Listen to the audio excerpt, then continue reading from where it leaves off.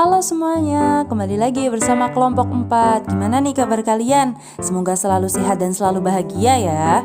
Nah, jika kita mendengar kata perguruan tinggi, maka kata-kata seperti universitas atau institut adalah dua kata yang sering terlintas, bukan?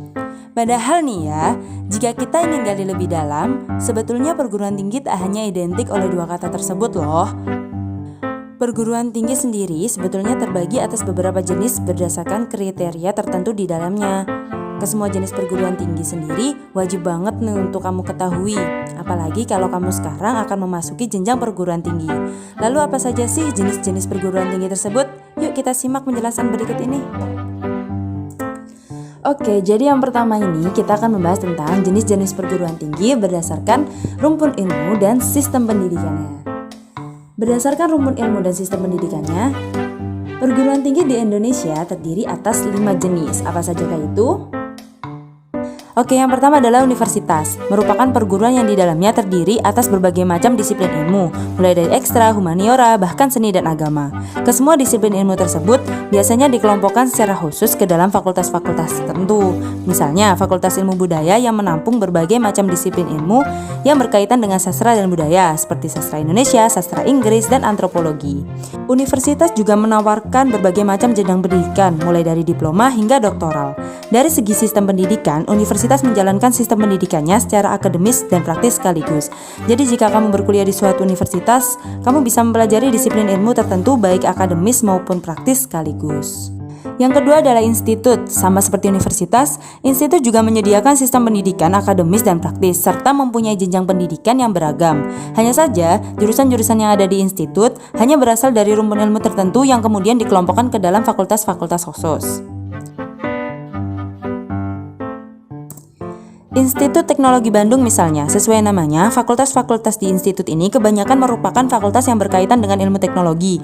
Meski demikian, institut ini juga mempunyai fakultas di luar rumpun ilmu teknologi, yaitu Fakultas Seni Rupa dan Desain. Yang ketiga adalah sekolah tinggi. Sekolah tinggi merupakan perguruan yang hanya terdiri dari fakultas saja. Hal ini tentu berbeda dengan universitas dan institut yang dapat memuat banyak sekali fakultas di dalamnya. Meski begitu, sistem dan jenjang pendidikan yang dicantumkan di sekolah tinggi relatif sama dengan universitas atau institut.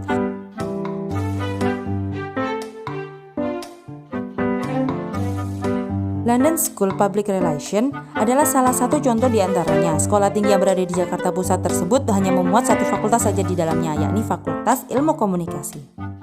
Yang keempat adalah Politeknik. Sebetulnya Politeknik ini merupakan salah satu cabang dari sekolah tinggi. Hanya saja, sistem pendidikan Politeknik lebih berfokus pada segi praktis ketimbang teoritis atau akademis. Dengan begitu, mahasiswa yang lulus dari perguruan tinggi ini bisa mempunyai kemampuan praktis tertentu yang bisa dipakai di lingkungan masyarakat atau lingkungan pekerjaan. Dari segi jenjang pendidikan, jenis perguruan tinggi ini biasanya hanya menyediakan jenjang pendidikan mulai dari D1 hingga S1. Politeknik sangatlah cocok untuk kamu yang lebih senang belajar secara praktis atau berorientasi pada praktik.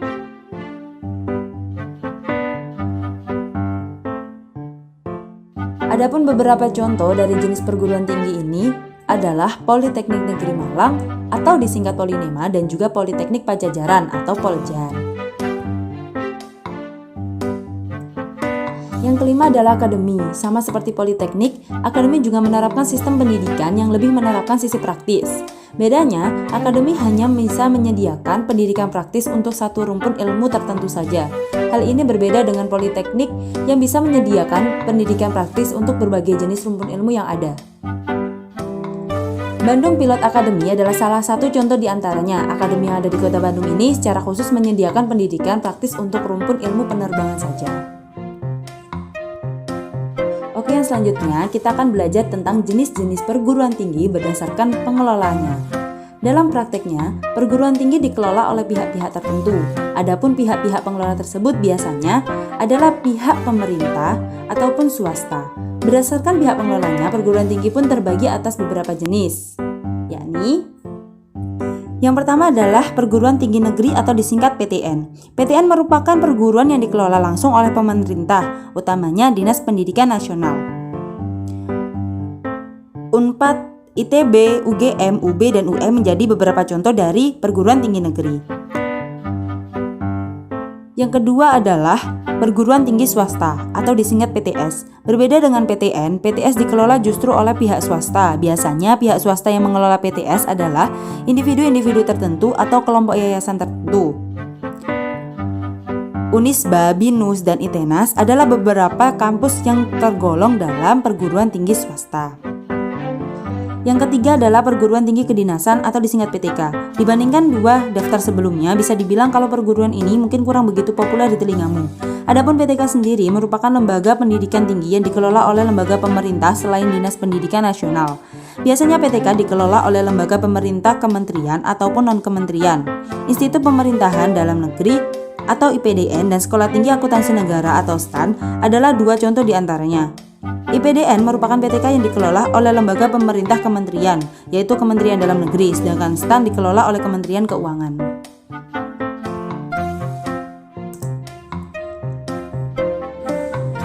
Oke, jadi itu tadi pembahasan dari beberapa jenis perguruan tinggi yang ada di Indonesia. Selain menambah wawasan, mengetahui dan mengenal berbagai jenis perguruan tinggi juga akan membantumu untuk menentukan di mana kamu akan berkuliah nanti. Tetap semangat dan tentukan pilihanmu mulai dari sekarang ya. Terima kasih.